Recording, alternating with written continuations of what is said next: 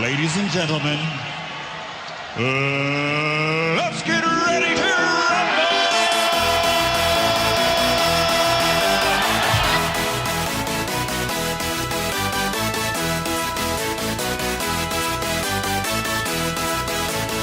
Y'all ready for this?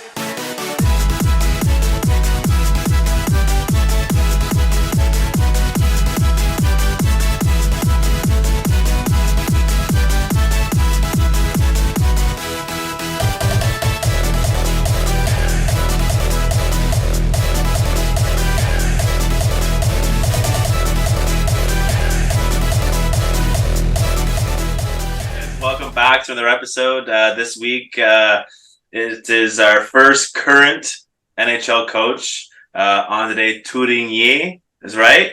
Yeah, you're good. Wicked. I will take that. Thank you for coming on. My pleasure, guys. Thanks for having me. No problem. Are you already back in Arizona, getting ready for the season now? So, I have a summer place in Trois-Rivières, South Shore Trois-Rivières, in Nicolet. And I have my family, one of my boys and my daughter and my wife are in Ottawa. So I'm going between Ottawa and Nicolet during the summer. Well, that's not too bad. I don't know too many people that are like, I'm going to have a summer home in Trois-Rivières. Normally, it would probably be people that are like, yeah, my summer home is in, Arizona. Arizona, yeah. But no, thank you for coming on. We know you have a busy schedule, and training camp's going to be starting in about a month, I guess. We're already in August. Yep. So I know Adam is normally our history guru. Guru. I don't know. Well, I don't know guru, but I mean, whatever I can find on the web, I guess. How deep I go into a dive. All right. So, do you want to get us going? We'll start with where you started his coaching career. Oh, you want me to? Oh no. Well, no. I mean, I don't want to steal your thunder. No, I always like to ask. So usually it's always the question, how did you find your passion for hockey? You obviously found it through coaching. So, when was it at one point you're like, you know what, I'm going to do this for a living? Like, when did that start for you? Well, it started by playing.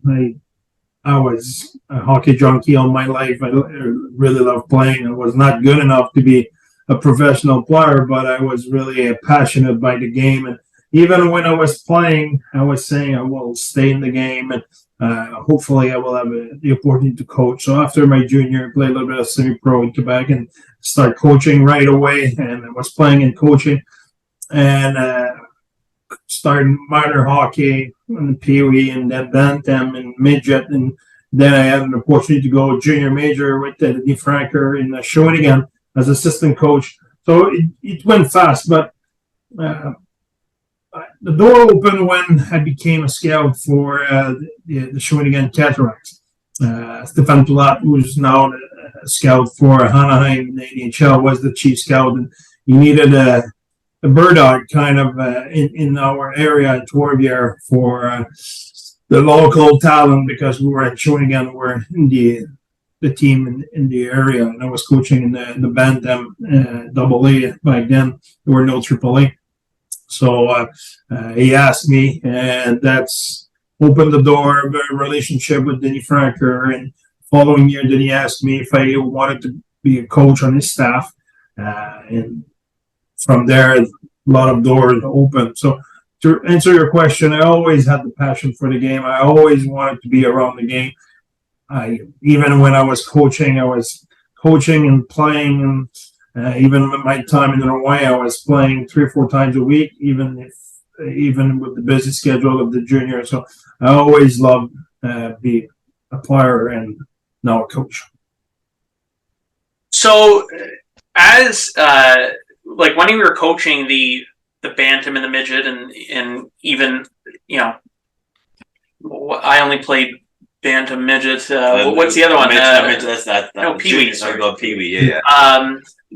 Did your sons? You said you had sons. Did they play for you, or were you just like, I need somebody to coach, and you volunteered to coach? Yeah, I was when my son. My son were born in 2000, and back then I was assistant coach in Shawinigan. So Then after I went for 2.5 years head coach in the midget AAA, and then in the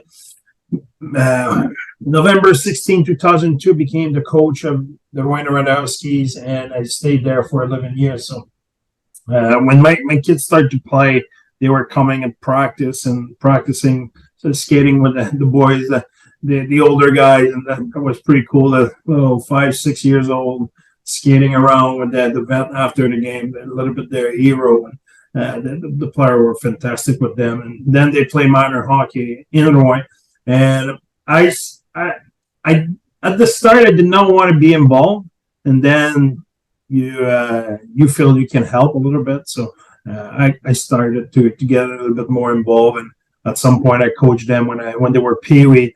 I even missed 2 weeks of our season with Rouen when I went with our Pee-wee team in the Pee-wee tournament in Quebec, and we lost in the final. So the owner and Rouen were phenomenal with me, and they understood how magical it was for me to be the coach of my son and the opportunity to make that tournament. So they let me go, and that was really, really special. And then we went in Colorado, which again, I had the opportunity to get involved. And their first coach, Eric Schlee, was a really passionate young man who needed a little bit of experience around him. So I helped him for practice and stuff like that. And the following year, I had the opportunity to coach with Adam Foote, Joe Sakic, and Benny, who was the staff of the team or the travel team. So my son were really fortunate to have that.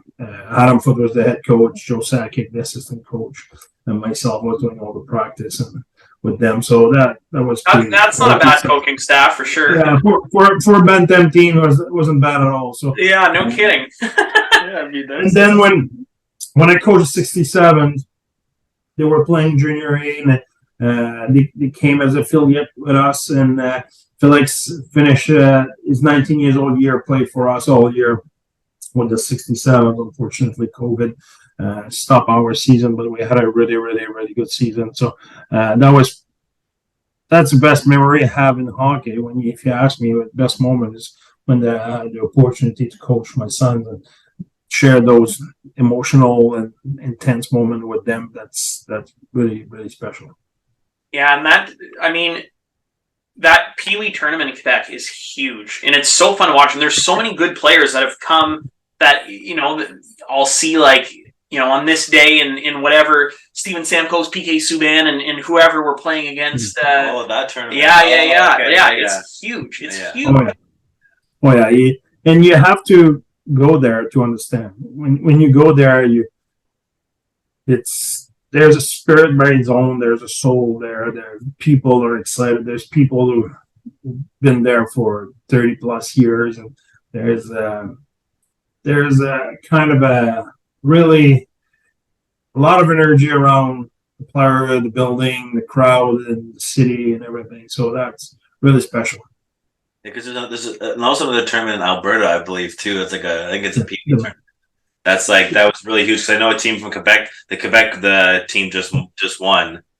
I'm not sure. I know they're called the Canadians, but I don't know what But yeah, I guess that's why I was confused. But that's pretty cool. I have a son. He's only one, but I've always thought to have kids if I want to coach them. I don't know. Story you just gave me kind of makes me want to coach, but at the same time I don't want to.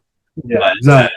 That's at the beginning when my son started to play, people were asking me, "Will you coach them?" And the other hockey guy, I was saying, "Oh no, I don't want to coach them. I want to get involved. I'm a dad." And the other coach who I knew around the game, they told me, you will see. You will get involved, and you will see they may need help a little." And that's what happened.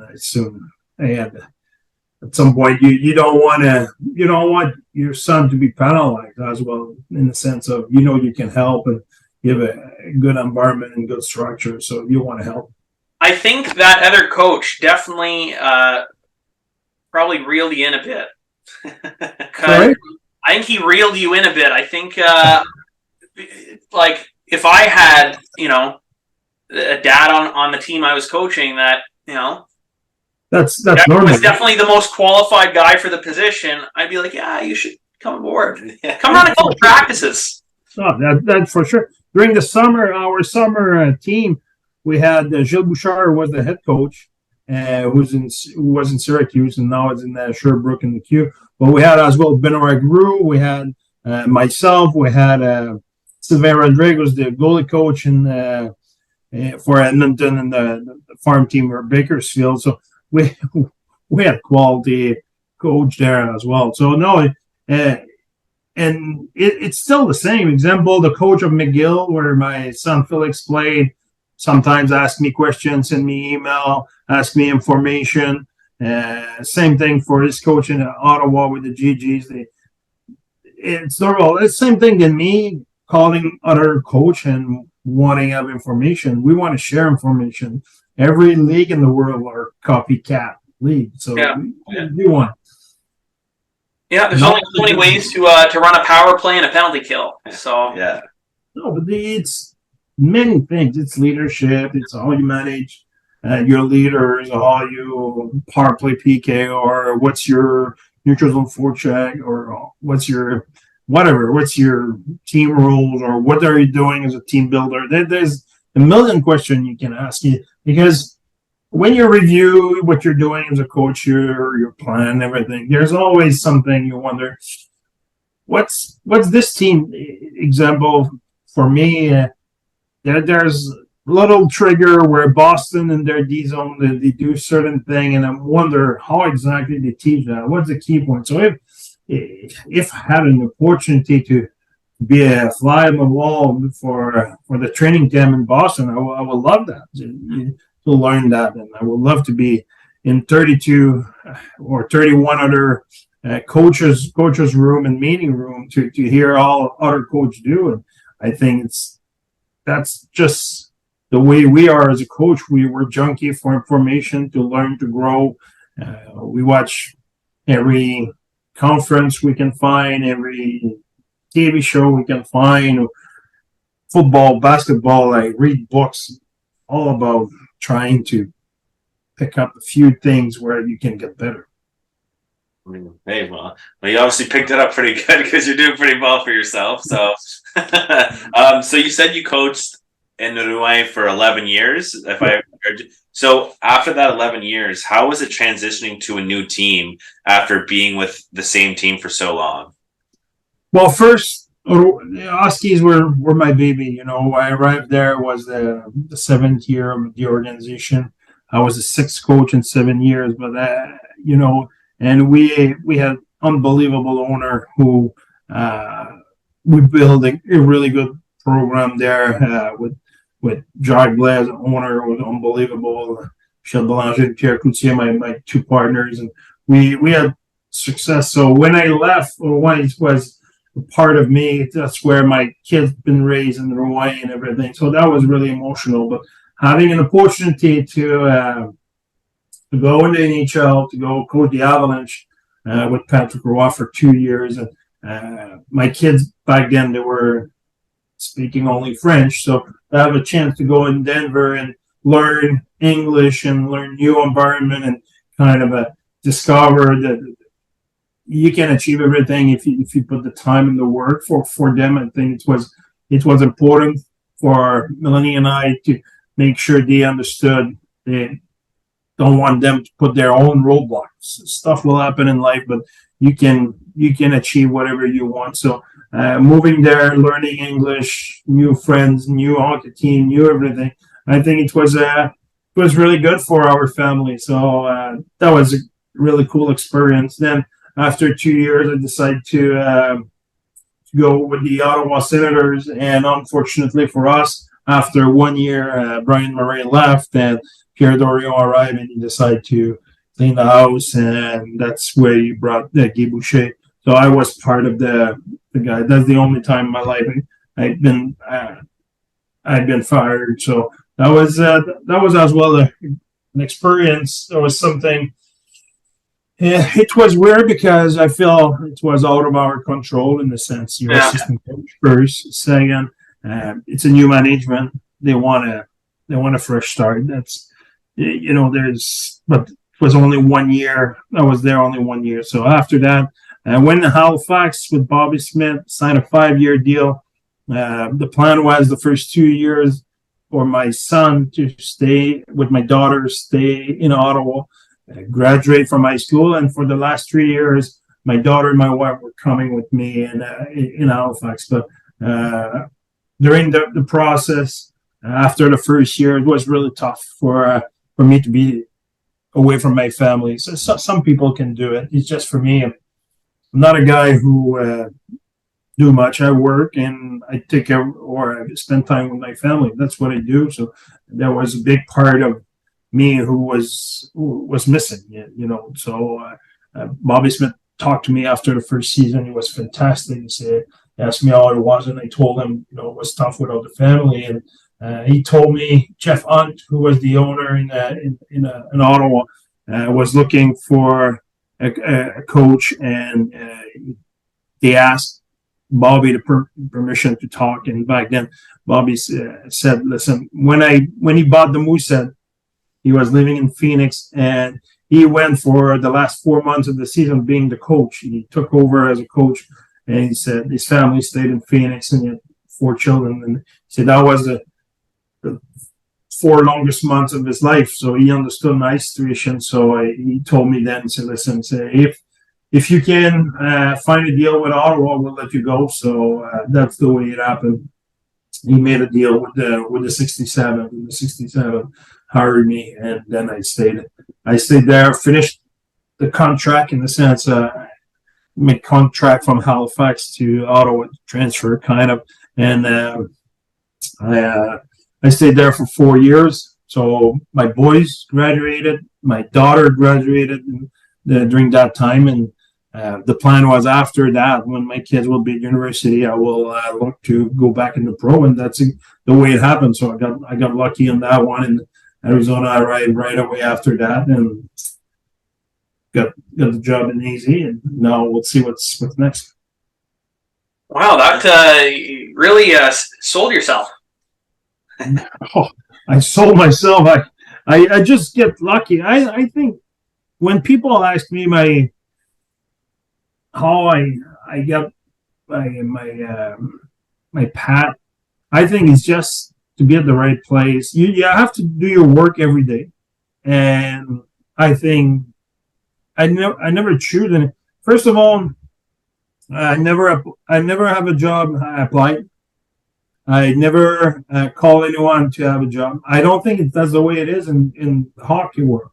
I think people either know you or know of you or know people who know you. Mm-hmm. Because let's say tomorrow I get a GM job in the NHL, whatever it is. You really think I will hire someone because he sent me a resume, because he called me? There's not a chance. I won't even open the email. Yeah. Need someone I trust who tells me this guy's good. Yeah. Okay. Then now I will meet that person, and maybe this guy will have a job. But if there's nobody I really trust, somebody I know, somebody I can trust, who give me a reference on someone, I will never take a risk. It says the guy, you answered a complete stranger's DM to your personal account, and now we're on Zoom. Yeah. It's their friend to be on Zoom than signing a contract. Yeah, that's fair. You know what I mean? If I have an opportunity one day to be, example, the GM, there's 32 GM in the NHL, and it's the same as a coach. Let's say there's 32 head coach in the world. Yeah. You really think I will hire an assistant coach because he sent me a resume and I have interview him and I like him? If nobody I trust tells me he's good, that's not happening. John Madden, who won the Stanley Cup, who won the Selke and coach in the league last year, when I heard his name for assistant coach, I had zero interest, until I talked to Bob Bugner, who I know, and Boogie told me he's good.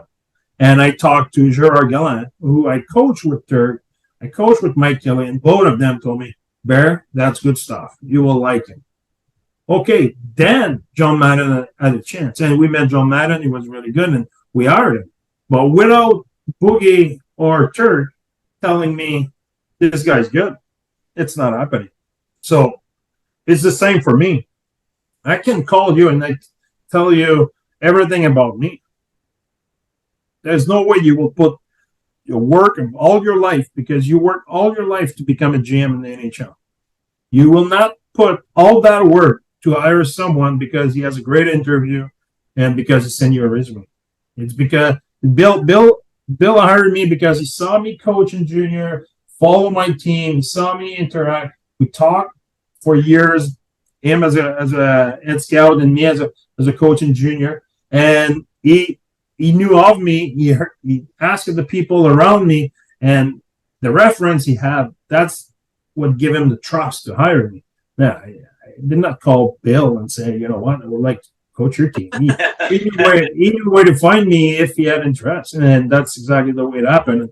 Everywhere I went, that's the way it happened. I never apply in a job, and I don't think that's the way to do it in the NHL. Personally, I think people know you or know of you, and if they don't, they won't hire you anyway. So yeah, I think there's just no room for error in the NHL. You can't just, like you said, Joe Blow comes over and says, "Hey, I've been coaching for 12 years, this and that," and then all year, everyone's like, "Well, I don't know who the hell this guy is, but this guy's good, and he's, he has experience, but I know he's good, but I don't know about this guy." Like, you can't take a full season to hire an assistant coach just because his resume looks good. No.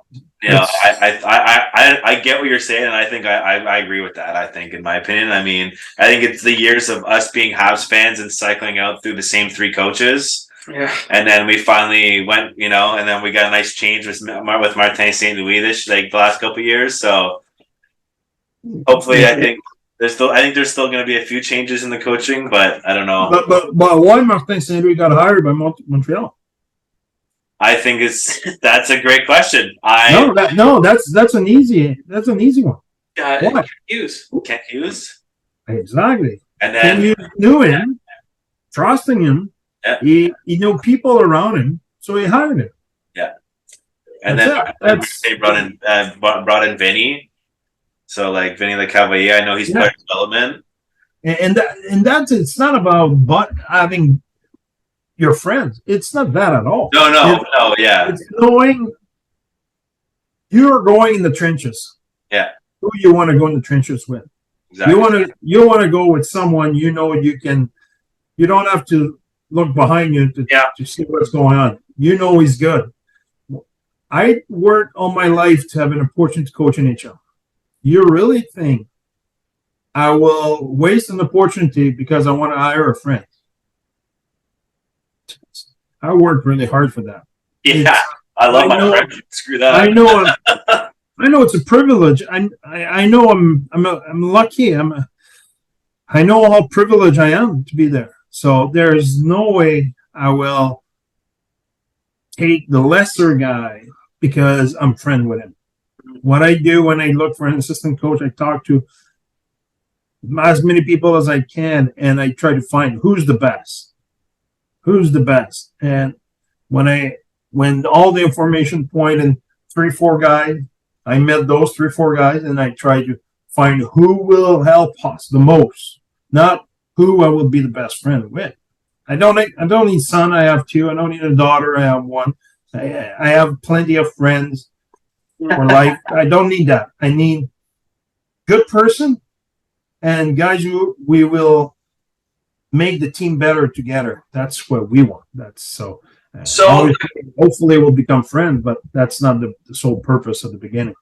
So a couple questions for you. When it comes to the hiring process, whenever you went to, I'm sure you and Bill had to sit down and have a formal interview with, I'm sure there was some other people in those meetings. What kind of questions do they ask you? Do they ask you to bring a playbook and what's your vision? Or, I'm sure going into those interviews, you're looking at who the prospects are and what contracts kind of look like. Like, what kind of questions those look like in those interviews? Well, those are. I understand your question, but that's not the job of the coach, the contract. And the prospect. It's not my job. My job is to make the best with the 23 guys you give me, and to build a culture who will be the reflect of the GM vision. And the GM vision, the GM must hire his coach to fulfill his vision. So the coach must have the same vision. You know what I mean? In the sense of the style of a coach I cannot change because my GM wants me to coach differently. If Billy wanted a passive coach and this, why the hell will he hire me? It's not me. It's like taking a player and who's he's a grinder, and now you want him to be a goal scorer. That doesn't make no sense, So the coach example and whatever the team in the NHL, the GM hire a coach who has the same vision, the same mentality, and this coach will be able to move forward the plan the GM has. So that's the most important thing, because at the end of the day, the coach is the one who makes things happen on the floor. You're in the trenches. The GM is the guy who has the plan, the vision. So the communication between both has to be really important. So for me, the way it happened with Arizona, it was really well done. They sent a bunch of topics they didn't want to talk about. What's culture? How you deal with your leader? What's your style of play, style of practice? How will you deal with certain situation in your team, whatever it is? How you deal with your star player, or a different question like that. But yes, there were part of video I showed other team in the NHL where I felt that's the way I would like our team to play. So, and for sure, talk about our lineup, what I saw about our team. Send me a list of, I'll say 15 of our players. I don't know how many, but what did you? And the question, what do you see in that guy? What do you see in that guy? What do you think the role of this guy can be in the team and stuff like that? So that's the way it happened. That sounds so interesting. Like, I would love to be a fly on the wall in that meeting. Yeah. Well, it's not the best meeting. No? Oh, come on. You really think, if you had a chance tomorrow to have an interview with Ken Hughes, and he asked you to evaluate his draft pick and his trade. If you have trade and draft pick you disagree with, how will you address that in an interview? Well, I mean, I don't know. I've never met Ken Hughes, but I'll be honest. I worked for pro baseball, and the GM would ask me a question. He'd send me an email, and we were very non-formal in emails. He'd just be like, Joel, watch this video that I was sent from one of our scouts. And he's like, what do you think of this guy? I was always very blunt. I'd be like, Ben, I don't like the way he throws, or I don't like the way of his release. And it was just like, I don't gain anything from lying. We're all here to just make the team better. Again, not knowing Kent and not having a relationship. I mean, if you at least you knew Bill a bit, I think I'd be like, that was a terrible pick. What the hell were you thinking? But I'd be like, yeah, we can work on some things with this guy. Exactly. That's the kind of conversation you have, in the sense of, it's not like you work for him. You're just in an interview. Yeah. So it's, you can say I like this guy, or it's not. I guess I do not like this or that about him. I don't know if he can get this and that better or whatever. But at a certain point, my point is, those answers are more politic in an interview. I'm not a politician. I'm a black and white guy. Yeah. I don't think I'm rude, but I'm direct, and no, I like when someone asks a question. When I finish my answer, he knows what's my thought. Yeah. It's not about whoops, it's great. No, it's black and white. He knows which side and if you prove me wrong, I have no problem to change my point. But I don't like the people who are I'm wishy-washy. Don't sit on the fence. No, I'm not sitting on the fence. No, I agree on the same way. You always know where you stand with me and what I think, because there's no point in living in the gray. It's a waste of time, in my opinion. Say it how it is. Yeah. Has there ever been that difficult conversation? Well, I'm sure there has, where you have a differing opinion on whether it's a player or a pick or on a situation where you've had to kind of stand your ground? Well, we don't have to get into what it is. No, but every week you disagree on something. Yeah. If not, why will we be 7 coach, a GM, two assistant GM, if we all think the same? Yeah. Very true. That's every week, every day. I always say that to our staff.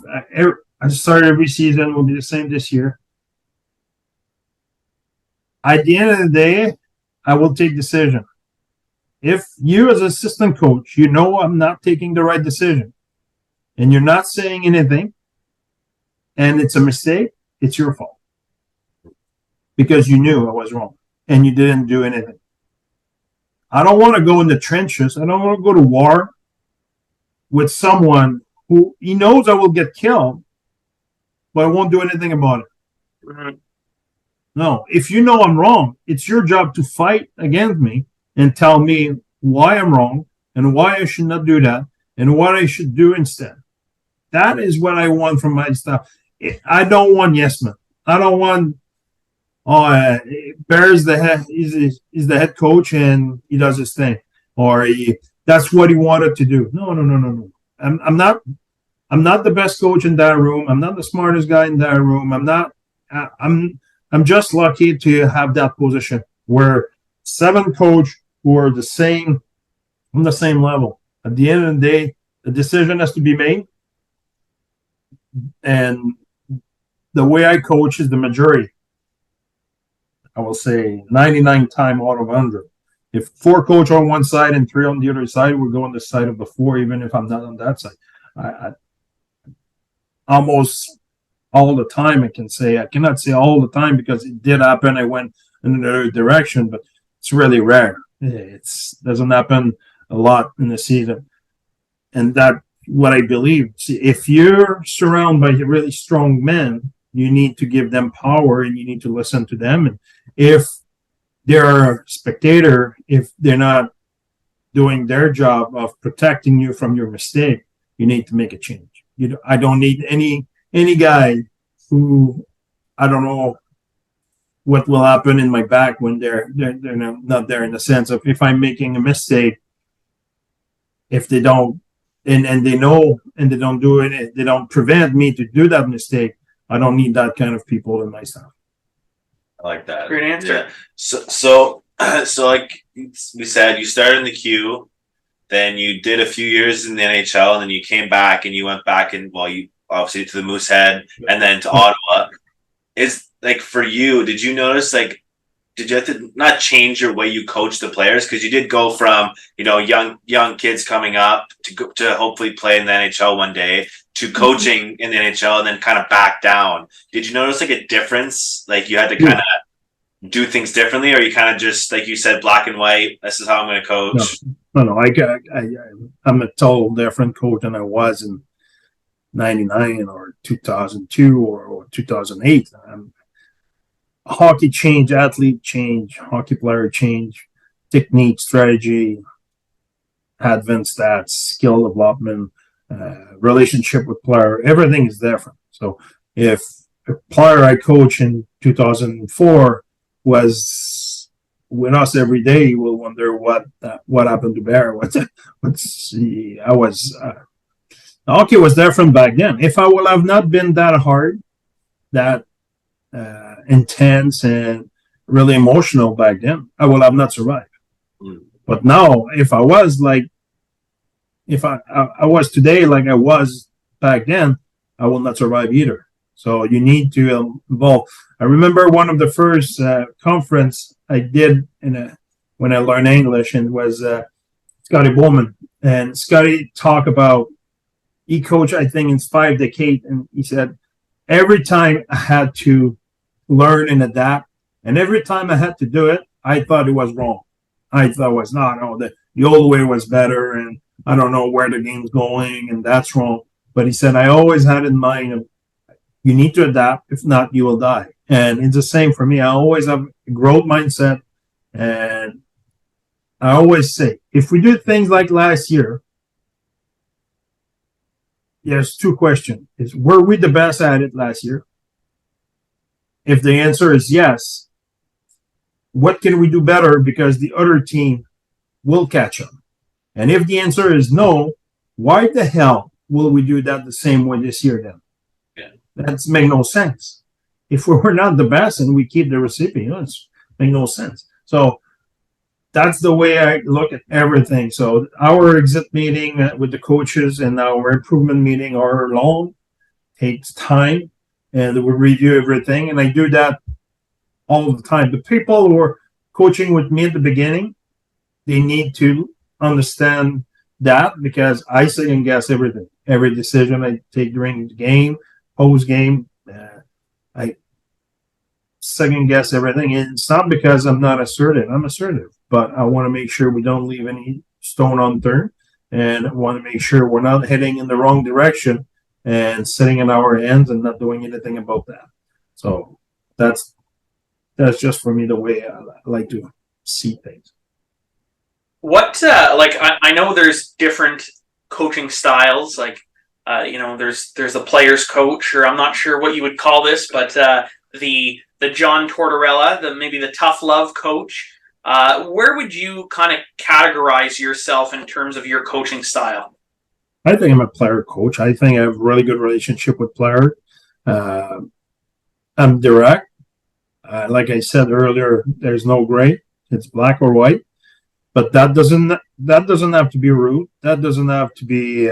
You don't have to hurt feelings. You just have to be honest. You just have to explain your vision and what you expect from the player. But I'm a guy who, when the player arrive at the ring, I get out. I'm not staying behind my computer. I go see them. I like to have fun. I like to chirp. I can take it as well. That's not a problem. Spend a lot of time around the player, and that's the kind of relationship we want to have. And I always say, I coach the player and the person. There's 2 different things. I can be in the lunchroom with you, and I can chirp you about your golf game or whatever it is, and then we get in the meeting room, and now I'm not happy about your game, and now it will be now I'm not talking to the person anymore. I'm talking to the player. And that might be direct. That's the way, and that's not acceptable, and that's what has to change. And here, that's how we want you to do it, and bang up and get out of that meeting and get in the gym with the same player and making joke about something else. For me, now I'm talking to the person. I'm not talking to the player. And the player at the beginning, they're kind of off guard a little bit. He was pissed 5 minutes ago. Now he's joking. What's going on? But for me, I explain that to them all the time. There's the player and the person. I will never lack respect to the person. I will always bring energy at the ring. What happened last night, we'll have fun today. But when we get in the business, so in the meeting, on the ice for practice or whatever, now we're business. And if the player cannot make the difference, we'll explain it. We'll make sure you understand when it's business and when it's time to have fun and be personal. For me, we are so fortunate to do living in our business in hockey. We doesn't have to be miserable. We can have fun at doing it, but when it's business, and we need to be good at it.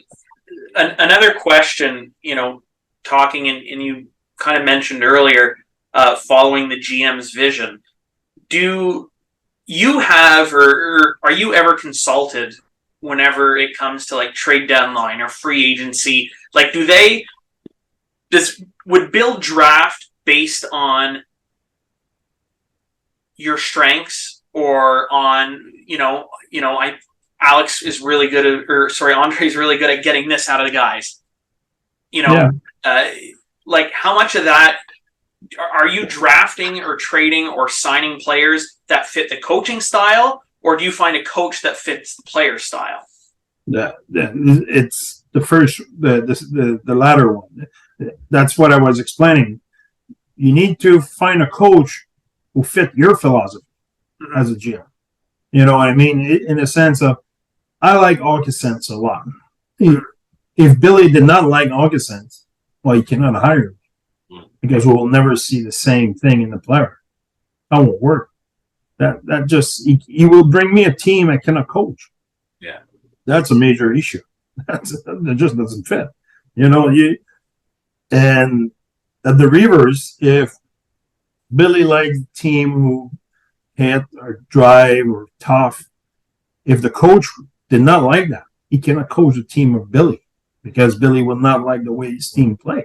So that goes hand in hand. And from there, they don't ask me about players. They ask me what's our need in the team. Mm-hmm. What do you need? What do you want to improve? What example, I had 4 or 5 needs this year. I said, we need to improve those positions. Mm-hmm. This, that, this, and this, and this. And to play in those roles, to play those kind of minutes, etc., etc. Well explained and with detail. Who will fit that? It's not my decision. It's not my job. There's an army of guys in our team, in our organization, who are mandated to evaluate player around the world, on the planet. Now they evaluate it and they say, okay, to fill that role Bear talked about, there's are the 6 guys we think can do it. And now the question is, can we get one of those guys? You know what I mean? That's the way it has to be done. The other thing is, before signing a guy or trading for a guy, they will ask me to watch him and tell me if you like him. Can he play for you? Can he play in your system? Can he fit one of the roles? So they don't. Example, we signed Alex Kerfoot. They did not tell me, hey, watch Kerfoot and those 3 guys. No. They call me and say, hey, look at Kerfoot. You like him? Can he play in the role you talked to us about? Yes or no? I'll watch it the next day or whatever. When I call them and say, absolutely, he will be a really good fit. And boom, they signed it. So who else were we looking at for that role? I don't know. Still pretty cool. I don't know. Yeah, and it's still pretty cool though. Like, you know what I mean? Like you said, like it's not your job, but at the same time, they're still asking you. You know, you're not just getting thrown players, being like, "Hey, hopefully this guy helps." You know, like at least that cannot work. Yeah. Because Billy said the story when he was in St. Louis, they made that kind of a move. I won't say the names of the coach or the player. They got 2 players the coach did not like. And what happened is, soon the player arrived, he put one in the stands and the other one on the bench. And they paid for those players. There was a big trade. And arriving in the playoff, as one was dressed, the other one was not even dressed. So that was a big deal. So Billy learned from that and said, hey, you're not picking the player, but I will ask you if you like them. So it's always like that. He asked me, hey, what do you think of Valimaki? Look the video. Give me your thoughts. I look at Valimaki. It looks like a player. Yeah, things pretty good. And whoop, he claimed it. And there's other guys who he don't get me wrong, he will ask me, he will say, hey, what do you think of this guy? I will look at him. I will say, yes, I like him, and we don't get him for whatever reason. I don't know why. That just happened as well. I'm not. If we have 10 new players in the year, I'm not looking only at 10 players.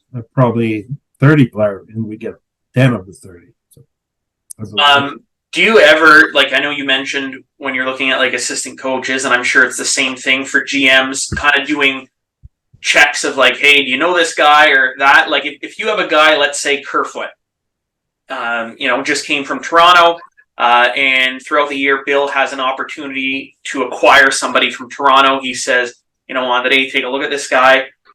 Would you then, knowing that you had a player that played with this guy previously, be like, hey, what do you think? Or what was your experience like? Like, is that something that's common to do?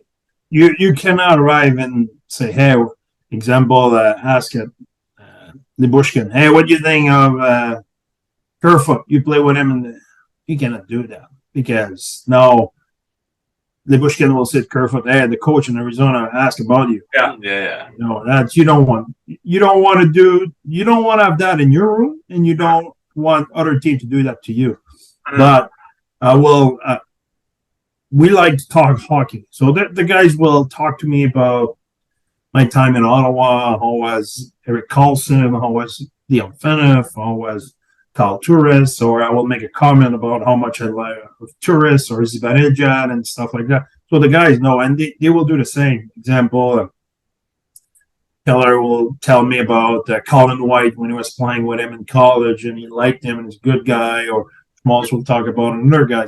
So we have information from the player because we talk hockey all the time, and we have our hockey junkie, Phil Kessel. Phil loves to talk hockey, talk about a lot of players, and he's a hockey junkie as well. So you have a lot of conversation. Shane Gottisberger is the same. You can talk any sports with ghosts at any level, and he has an opinion and he has knowledge, and it's fun to talk with.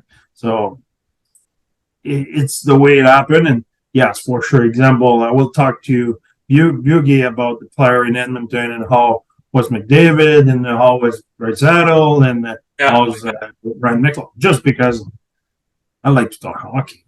Just curious, and who's the goof in the room, and who's the captain serious, and who's the all those things, and that's who's the best teammate. Just because we're curious, and just because we're hockey fans as much as you are.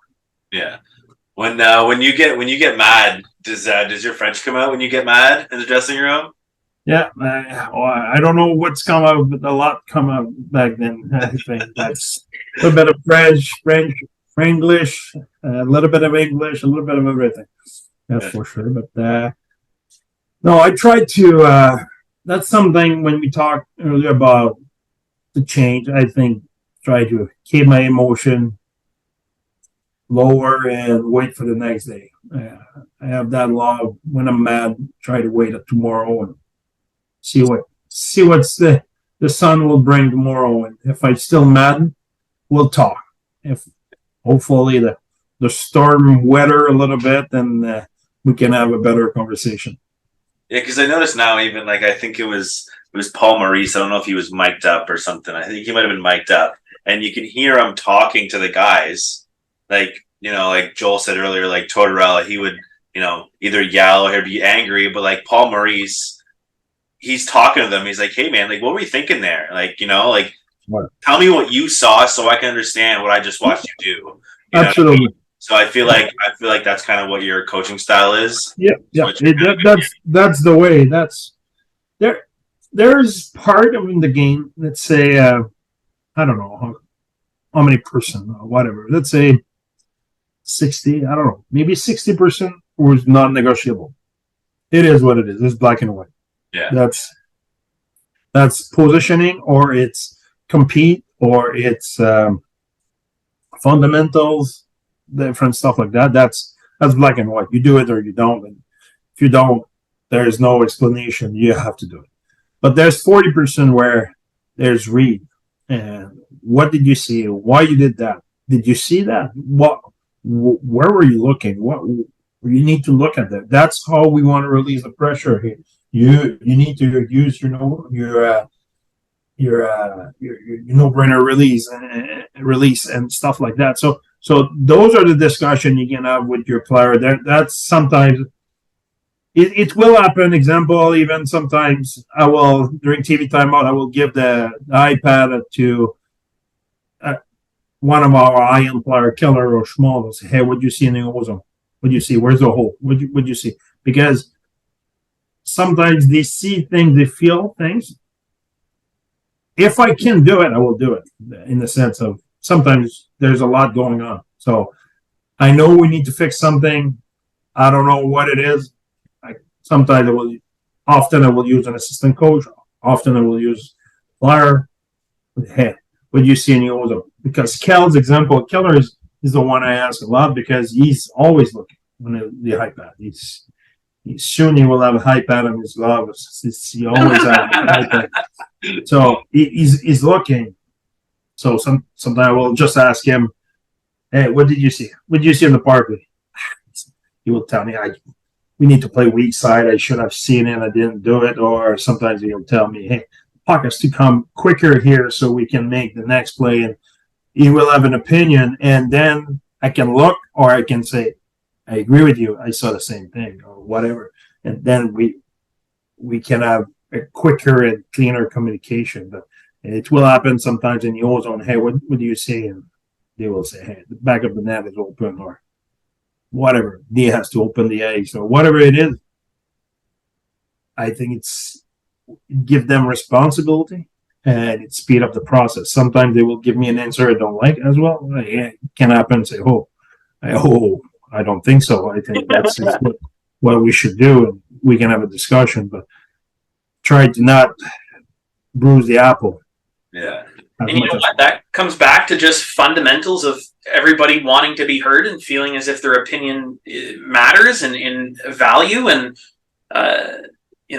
like you said, goes back to being a player's coach. And, you cannot build pride in something for something someone else built. Yeah. If you tell me, hey, you, Barry, for your next show, you will put a jersey here on the background, a jersey there, you put that there, and then after there's someone say, that's look terrible. I won't hurt my feeling. It's not my decision. You told me to put a jersey there, and the sticker there. That's what I did. It doesn't look good. I don't have any pride in doing it. I just did what you told me. But if you tell me you need to build the best background ever for our show, no, and now you let me do it.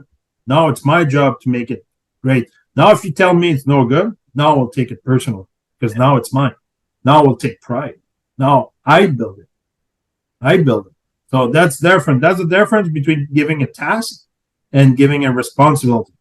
If you give me a task, it will not build my pride. If you give me a responsibility to build it, whoa, no, it's different. No, it's my baby. No, I have a comment where it's beautiful. It will make me grow. I will be so proud. But if the reverse, if the comment is no good, it will be a kick in the butt, and I will make sure next time it's as good as it can be because I will take pride in my job. So that's how you build an organization, by giving responsibility to the player and trying to involve them as much as possible. They need guidance. You need to be there to go with them. And you're at the end of the day, the guys who have to take responsibility for decision, but they need to be part of the decision-making process. If not, creating a feeling of belonging and pride, it will be long. Yeah. Was that your subtle way, though, of telling us we should change our background or take more pride in our background? No, that's an example I always. Okay. I just wanted to make sure because I did the background, so I didn't know if I had to step it up and take more pride in my choices. But, you see, because you build it, you're the one who took it personal. Yeah? There we go. Worked very hard last week to find somebody in the Cornwall area that had a Phoenix Coyotes jersey, or I guess Arizona Coyotes. And a Hockey Canada jersey. You cover it all. I tried my best. That's good job. That being said, a fun question to take away from all the seriousness, just break it up a bit. How great is it going back to these jerseys?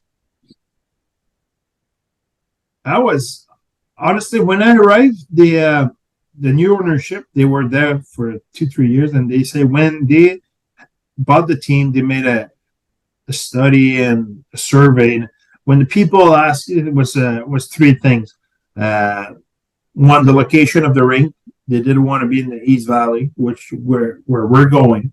But where we are right now at Mullet, but the new arena hopefully will be in the East Valley. The second thing was to improve the team on the ice, to build a championship team, which obviously, hopefully, we're heading in that direction.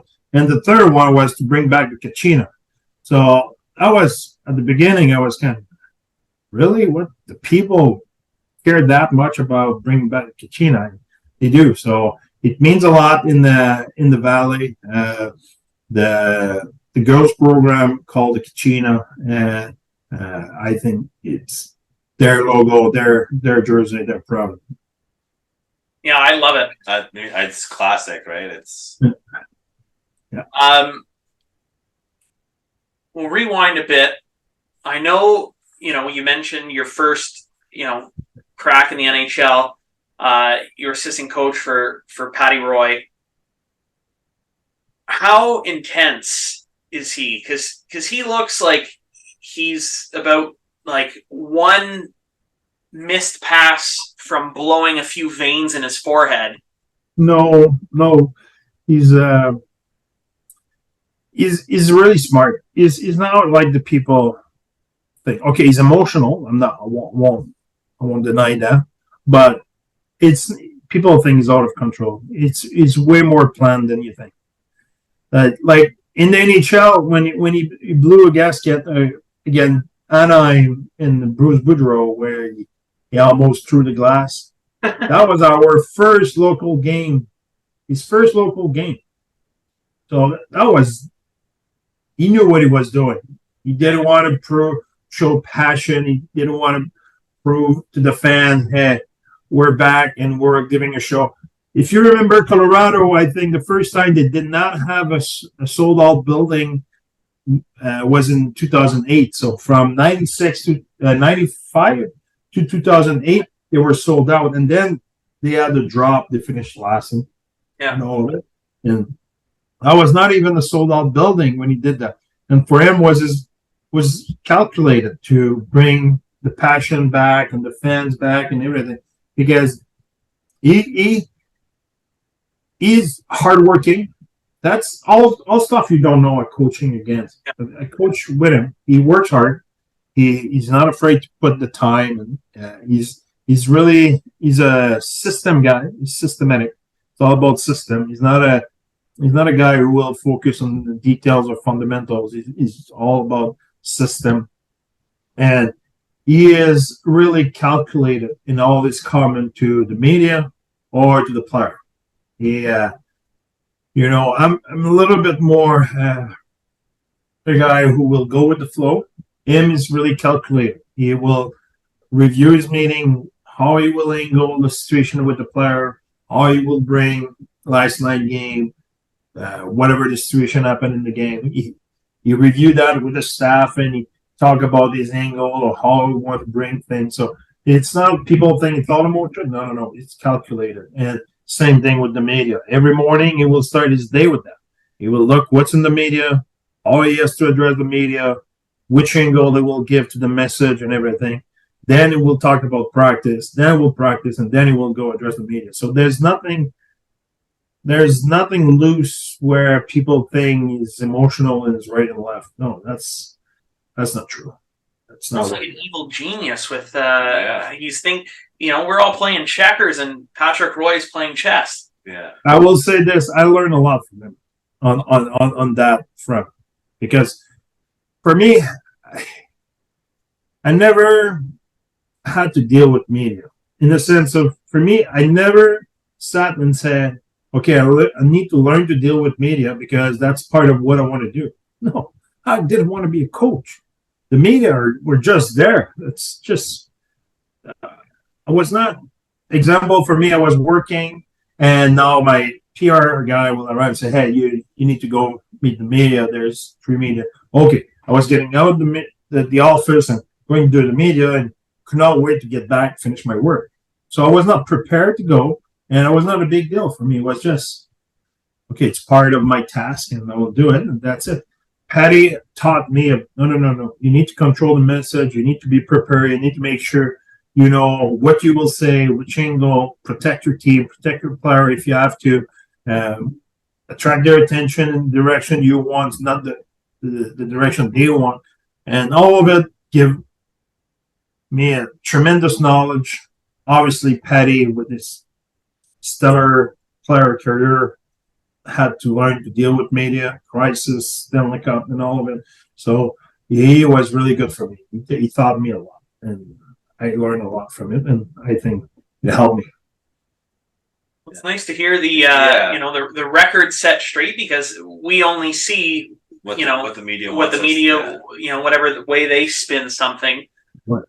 So it's nice to know that it's calculated. I always felt like there was more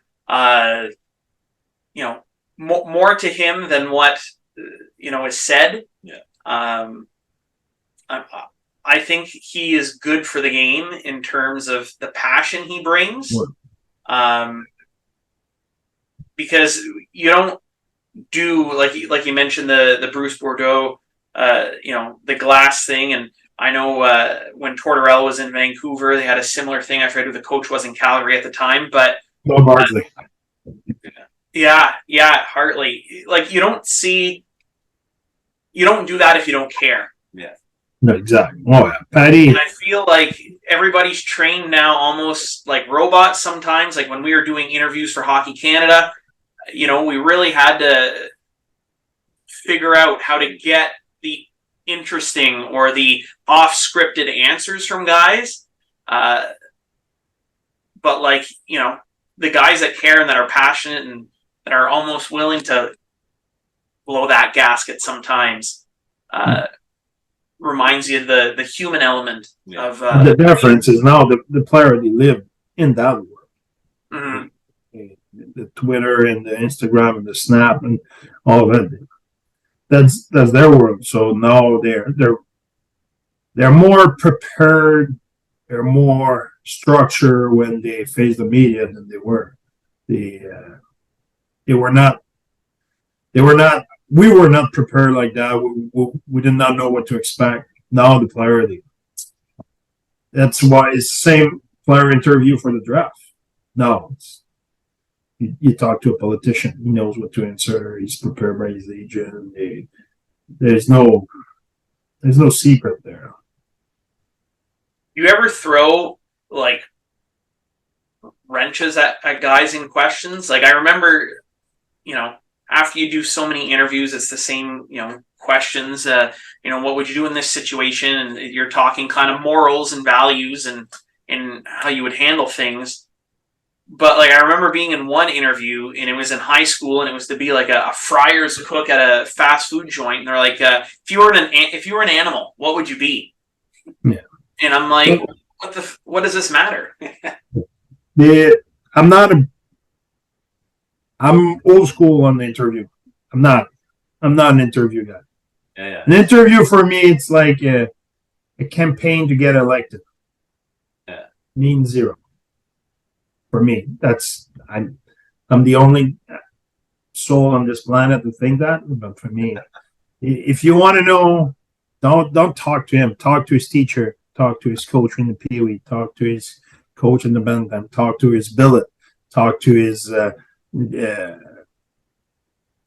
school advisor. Talk to whatever his neighbor. You will know them. You will know. Talk to his best friend. Talk to his parents. You will know. And sitting there will give you all the answers he can tell you to give and tell him to give, and you don't get anything out of it. And you interview 40 guys. At the end of the day, you don't even remember everything. So you remember the guys you liked his interview. The guys you did not like his answer. So I'm not an interview guy.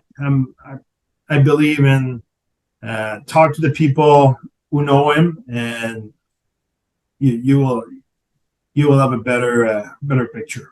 You know who you remind me of when you're saying all that is Herb Brooks. And again, I've never met Herb Brooks, but being a huge fan of the Miracle and how he kind of picked his team, and built on more character and the player and the heart and the drive. He knew how he wanted to build his team and the personalities and the ethics that took. That's who you kind of sound like. But for me, it's like I said, an election, you can be somebody different for 4, 5, 6 weeks. Yeah. You can be whatever you want for 5, 6 weeks. But for 5, 6 years, if you can do it, that's who you are. Mm-hmm. It's not who you are for 6 weeks. You know what I mean? So for me, the interview is, if I show up in my best behavior and I give all the right answer and everything, you will not know me. You will know what I answer in the interview, but you don't know me. If you talk to my parents, my best friends, my wife, my kids, my neighbor, my school teacher, and all of it, you will know who I am. You will know what's my value and what I'm capable of and what I'm not. Those people know way more than you in the interview of 25 minutes. Come on. Yeah. I'll ask you probably, well, it's all hockey related questions, but the last of the seriousness is done. I know that players, the players that we've had on here, we've kind of picked at them at, superstitions or hockey routines, like pregame, like have to take a nap, 45 minutes. I'm having this meal, before every game. Like, what's your routine like as coach? I know baseball, our manager Hal Lanier, would chew gum like it's nobody's business, and he was out on the field before everybody else, and nothing. It's all business for me in the sense of I want to drink a lot of water so I can make sure my level of focus will be sustained. I need a nap. It's not a superstition. It's just a logic. I get up early in the morning. The most important moment of the day is at 7 at night. Yeah.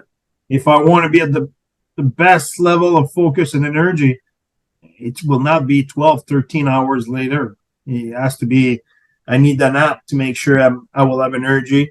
And the rest is make sure my video is ready, make sure my message to the player is clear, make sure the player are loose. For me, the big thing is to go around the team and making sure the guys are at the right place mentally. When I say loose, it's not the right word. Make sure that they're focused at the right place. They're not all over the place. They're cool, calm, and collected and ready to play. And that's my job. So that's all business for me.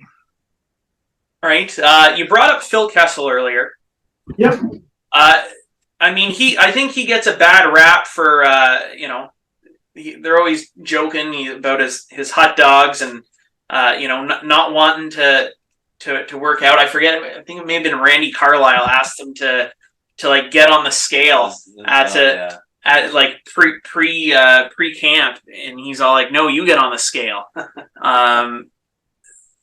Is he getting too much flack? Oh yeah, there's a few things like that. It's true, but he is such a good guy. He's such a great teammate. The guys love him in the room. He is an unbelievable teammate. It will just give you a funny story. He doesn't like hot dog. What? Nope, he doesn't. How did this misconception start? Where did it come from? Do you know where the hot dog thing came from? He had the cop. He was at the golf course, and the guy asked him to take a picture with hot dog in the cop. And Phil is such a easygoing, go-lucky guy, smiley, loves to have fun. He took the picture and went viral on Twitter, and everybody thinks he's a hot dog eater. He's not. That's what he told me. He said, I don't eat hot dog. He said, I don't like hot dog. He said, hey, rarely I will. So imagine. But I'm not saying he has the best diet in the league. That's not what I'm saying. I'm just saying hot dog is not the problem. So he has, to his view, he had a lot of success doing things the way he did. So when you tell him he has to do it differently. Why? Yeah. That's fair. It's a fair question to ask. Yeah. Exactly. And he is probably the guy that year where I talked to him the most, and not business-wise. In the stick room, in the clinic, I was always joking with him, talked to him a lot. Obviously, there is certain thing in his game who is not at the level it was, but it's not against him. It's just the way the age and the game move on sometimes and stuff like that. But he's not a bullshitter. He will not tell you what you want to hear. He will just say what it is. So, you know what? We had talked before the season, and I told him what I wanted, and he told me what he will do and what he won't. And we agreed where was the line. And there is night where he didn't do it, didn't play, and he was not happy. And next morning, first thing, he came to see me every time. What's going on? Well, what do you think, Phil? Well, I just want to know. I said, what I told you have to do. There's this and that. Did you do it? No. You didn't play. Well, what happened? What tonight? Tonight you will play. You will play. If you do it, you will. If you don't, you won't. That's it. And from there, the relationship was clear. He knew where was the line, and he was just checking in when he was not playing a lot. Hey, what? Am I okay? What's going on? I told him, yeah, if you do it, you will be okay. And always an easy relationship. There were no fighting or whatever. It was clear for both. I knew what he will do. He knew how I coach. He respected. I respect the way he played, and we went on. And I knew Phil will not be back with our team. He had won the Stanley Cup. He did win a Stanley Cup. We were a rebuilding team.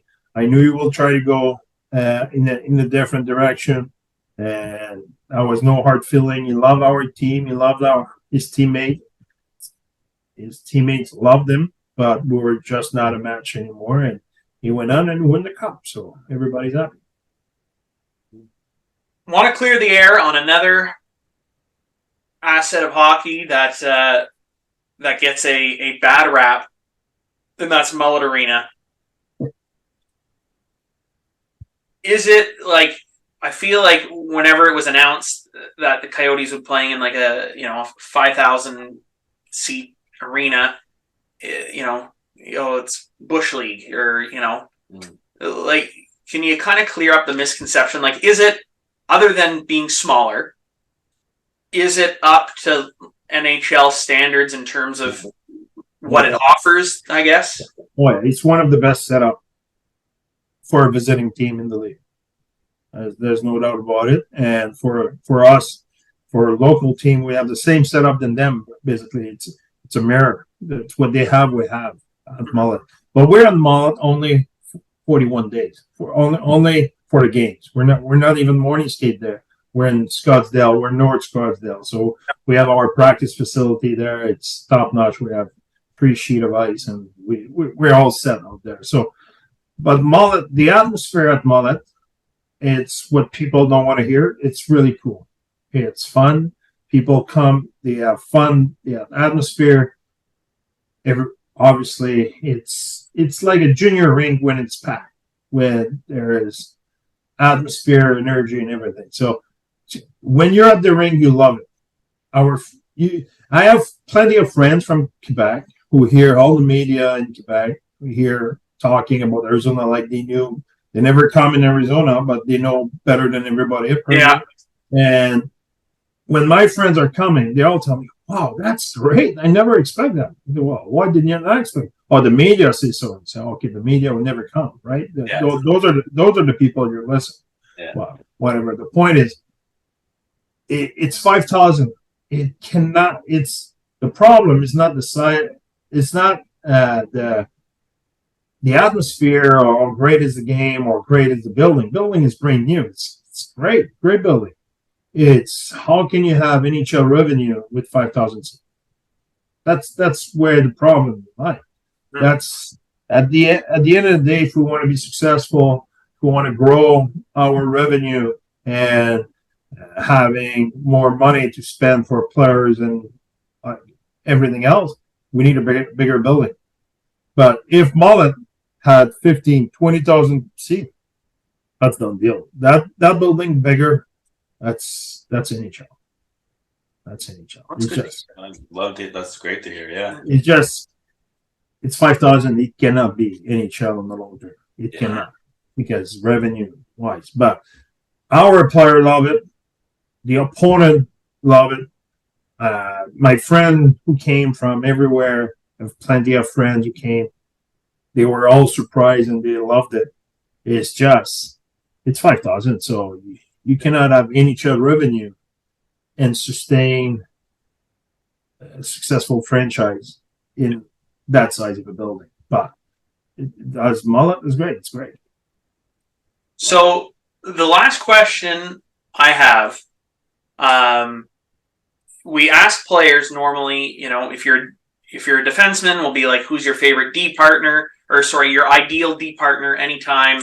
If it's a forward, who would be your ideal line mates, goaltender, who would you want to have playing in front of you? But since you're a coach, I'm going to ask, you can pick, I won't have you name 7 guys, but what, you normally have, a couple assistants on the bench or an associate coach. You can pick any coach, it can be current, it can be former, it can be somebody you've never even met.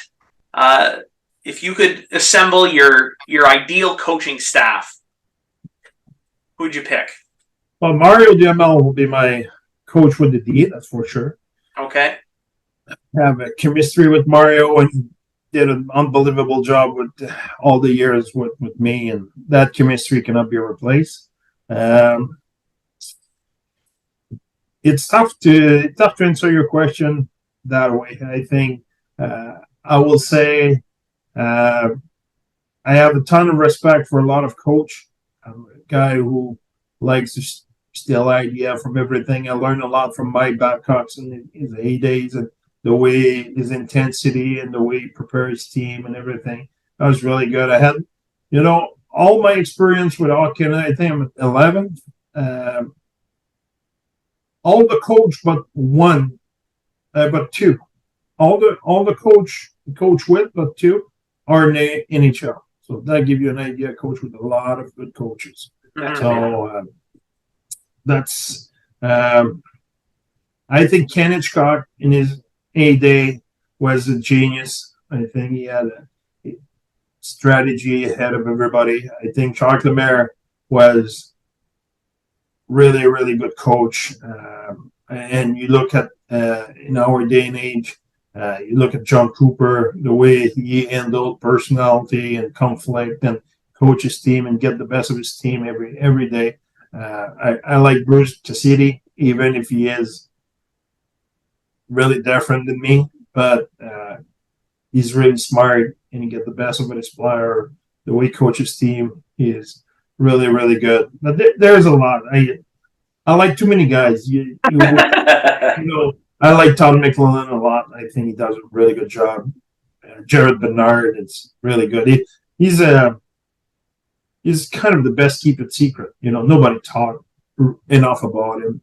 He's doing a really good job. His team play with a ton of pace and everybody playing the same way. He does a fabulous job there. So there's a lot of good coach everywhere. I think one is Everson in Mini. He does a really good job. His team play with a lot of grit. You can see that team as an identity. I'm a guy who likes to take the best of every guy. I always say every coach is better than me at least something. And I always think whatever. Sometimes people say, "Oh, this guy's not a good coach." Whoa. The guy's making it to the NHL. He's not a good coach. He's really good at something. He did not arrive there just by being lucky. I always have Yeah, I thought the same in junior. When sometimes in junior guys would talk with scout and this coach is no good. No good. Whoa. You're not becoming a coach in junior and being no good. We all have weakness. We're not good at everything, that's for sure. But the guys have strength. There's something he does really good, and we need to find what it is and try to learn from it. So that's the way I approach it. Well, André, I thank you for your time. We definitely appreciate it. You've definitely pulled back the curtain on what it's like being an NHL coach and what goes into your day to day and the philosophies. That's definitely a perspective that we haven't gotten before, especially from somebody that's in the current of the league dynamic. So thank you so much for that time. I know there was some speculation out a few weeks ago that you're in it for the long haul in Arizona, so I hope that is the case, because I've really enjoyed what you and Bill have brought to the Coyotes. They're a very fun team to watch, so I'm looking forward, especially you guys bringing in Logan Cooley on his entry-level contract, so that'll be a fun player for you to have at your disposal. That would be fun. For sure. I met Logan at the draft in Montreal a couple of years ago, and he seems like a real beauty. We'll see. I don't know. Interview that doesn't mean nothing. Yeah, well, that's true. We'll see. Ask you next year. I will know. Okay, well, I'll hold you to that. We'll have you on next off season then. That's good. Excellent, guys. Thanks for having me on, and all the best. All right, same to you, André. Have a good season. Thank you. Thank you, guys. Bye.